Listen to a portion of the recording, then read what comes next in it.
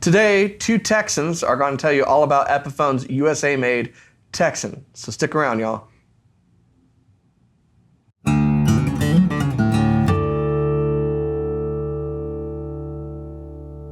Hey, you're watching Alamo Music TV. My name's Chris McKee. And I'm Cooper Greenberg. We're here with Alamo Music Center in San Antonio, Texas. You can find us online at alamomusic.com. If you're new to the channel, make sure you subscribe, turn on notifications, like our videos. If you want to support the channel, visit our spring store link below for custom swag, and check out our podcast, the Fretboard Confessional, wherever you get your podcasts. So this is another in the line of Epiphone USA-made guitars that Epiphone Gibson are doing, built in the Bozeman, Montana factory, up there where our friends at Music Villa are. So shout out to you, Paul, if you're watching this. It's a great guitar, just like the other ones. Like, what was the... We got the Frontier before that we reviewed a long time ago. No idea why this one took so long to get here. Yeah, it was ordered at the same time as the Frontier. But you know what? They're taking their time to put out a quality guitar. That's what we'll say. They're a quality for sure. I feel like the big question here is, can you snobs get over Epiphone on the headstock to accept a guitar that is as good or maybe even better than some of the stuff that Gibson's making? That's a very good question, because I really do feel that that's part of the hang-up. You know, they are made in the USA, they are Epiphone, and you know, honestly, if you know the history, Epiphone, before Gibson acquired them, was a big competitor of Gibson, and in some cases was considered a higher-end brand with their archtop guitars than Gibson was. There's a very cool history of Epiphone itself. It's a cool history of Epiphone since Gibson acquired them, you know, and the Texan itself has its own history in the hands of people like, Paul McCartney, you know. Ever heard of him? One of the Beatles. I mean, the Beatles loved Epiphone guitars, and the Texan was one of Paul's favorites for songwriting and whatnot. It looked just like this, only it was like that. Yeah, the thing is, like, anybody will go out and buy a USA-made Casino like that. Yeah. You know, those are really in very high demand, especially They've also been on order for a while. Yeah, we're going to get them, but they've been on order. But it's something about the acoustics. I don't know. I think people have the hang-up. The Frontier, it's good enough for Chris Stapleton to throw an extra pickguard on there, too. But the Texan, very cool. I can't wait to see the natural one, because I like the way that looks, too. I was thinking natural is going to be the cool one. And then I saw the burst, and it actually looks really good. And you know, people have said this, and I agree. Very few companies do a burst as well as Gibson does. You know, and I like that this burst is different than like the burst on a J45, for instance. It's all the right hues in there. Yeah. It's definitely got red in there, but it's like a soft, and it's more around the edge, red. you know, versus kind of like the whole top being very dark. Like you might see on a lot of J45s. It's got the parallelogram inlays. It's a very stunning guitar. And you know, if you didn't know that Epiphone typically represented an import budget brand from Gibson for, you know, several decades, then you'd go, hey, that's a really fantastic US-made vintage guitar. So, you know, unfortunately, it takes a little convincing sometimes for us to get the guitar public. We're a curmudgeon-y lot, generally speaking. But I want you to sincerely hear us. This is a really, really good guitar, and it's a little bit different on its own. So let's talk about the specs, because in a lot of ways, it's a lot like a J45. For one, it's the same price as a J45. Whether you go 50s J45 or J45 standard, they're the same price, $2,800 something. Something like that. You know, for the latest pricing, you want to check our website, alamomusic.com. But same price as a J45. It's the same wood combination as a J45. So it's mahogany back and sides with a spruce top. Now you've got similar tuners, but not the same tuners as you'd see on a 50s model J45. I will say, because I already said in another video, I'm not a huge fan of the plastic buttons. The good thing about these strap style buttons, however, is that this is 2022 and not like 1962. So the plastic's a little bit better, and it's not just gonna crumble on you. So that's a benefit. And you can change them if you You ever seen those old tuners? Like on an old guitar, they just kind of come apart. Yeah. It's very light as a result of that, which is fantastic. There's a wonderful kind of lack of heft and weight to this guitar. Yep. This has the pickup in it, the VTC? This does have a VTC in it. So VTC pickup, bone nut and saddle, rosewood board and bridge. Wonderful burst like we talked about, which is unique to this. And it's got that hand scalloped X bracing inside to ensure that you've got this nice free moving top that's voiced to give you that warm, rich Gibson tone. What's really unique and I'm curious if you picked up on it while you're playing, is that the scale length on this is different.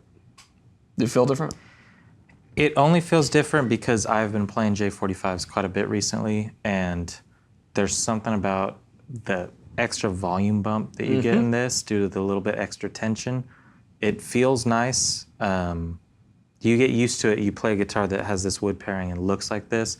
You kind of already come to expect that it's going to be that shorter scale, a little bit of warmth, a little bit slinky feel on the strings. This one definitely has a little bit of a volume push compared to those that I've been playing recently. It really makes a difference. Years ago, we did this video with Martin, but I took an OM28 and a 0028 and said, like, here's the difference with scale length. Now, the bracing on those is slightly different, but a big difference is the scale, both in how it feels and also how it sounds. Because longer scale length is going to have a slightly tauter feel to the strings, and it's going to feel like that because there's a bit more tension. That tension equates to a bit more pressure pulling on the bridge, which is transferring all of that vibration to the top of the guitar, and that's where your sound comes from. So on a guitar with a longer scale length, you are typically going to have, if you're tuned to standard pitch, a bit more volume, a bit more pop, a bit more treble zing out of it. You get basically the opposite. If you go shorter scale, which normal J45's 24 3/4 inch scale length, I think, or right around there, 24.73. You get a little bit of a darker tone. The harmonics on the strings are a little bit closer together. All of the frets are a little bit closer together. It feels really nice. There's less tension on the top, and it tends to sound a little bit darker. And so people tend to have a preference. I go back and forth. I have guitars that are both longer and shorter scale length.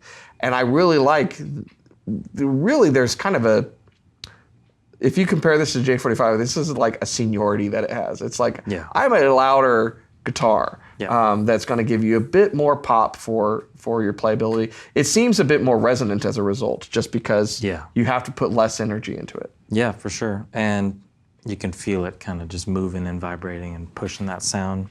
It's a joy to play. Yeah. Well, let's take a listen to the demo that Cooper put together for us so you can hear the wonderful tones that are coming out of this guitar. Check it out.